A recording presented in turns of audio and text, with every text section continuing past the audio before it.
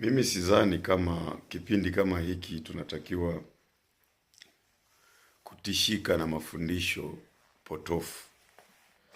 Kutishika maana yake hatukujiandaa kwa nabii zilizopita, hatukujiandaa.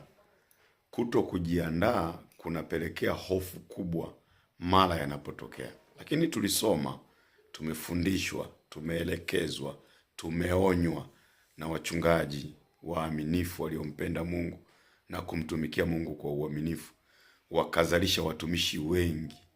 Mpaka leo tunajivunia kwamba wachungaji waliotutangulia walifanya kazi kubwa katika taifa la Tanzania na mataifa jirani na ulimwenguni. Sasa yanapotokea mafundisho potofu, unadhani sisi ni nini kinatupasa sana zaidi kusimama nacho? Cha kwanza ni kufurahi. Biblia inasema mjapoyaona hayo furahini na kushangilia. Manake mtakapoanza kuona matetesi ya vita, walimu wa uongo, matakataka mengi, unachanganya ruru na mchanga, unachanganya chakula na uchafu. Tafsiri yake ni nini? Manake zile nabii zinatimia. Umeona saizi watumishi wa Mungu wameanza wanafuga rasta na wanasuka na wanasema mbona Samsoni yeye alikuwa na rasta. Ujinga tu, vikishashiba vinajisahau kabisa. Ujinga ni mwingi sana saizi.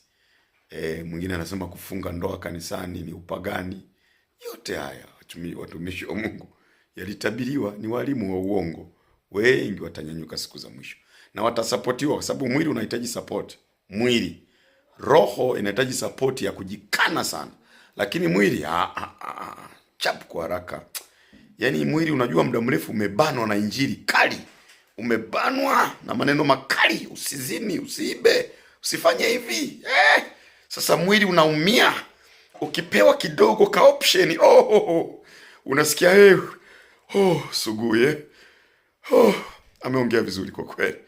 Akiinuka mchungaji mwingine, maandiko yake hayaendani na kukanseli fundisho la Suguye. Hayaendani. Ya mwili unataka option ili ujiachie. Oeni tu. Biblia imesharuhusu oeni. Ukitaka kuoa wanawake 100, oa.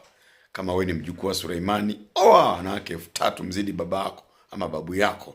Biblia inasema mwenye kutenda dhambi na azidi kutenda sana, na mtakatifu na azidi kujitakasa. Hii miaka mnabishana kuhusu wanawake?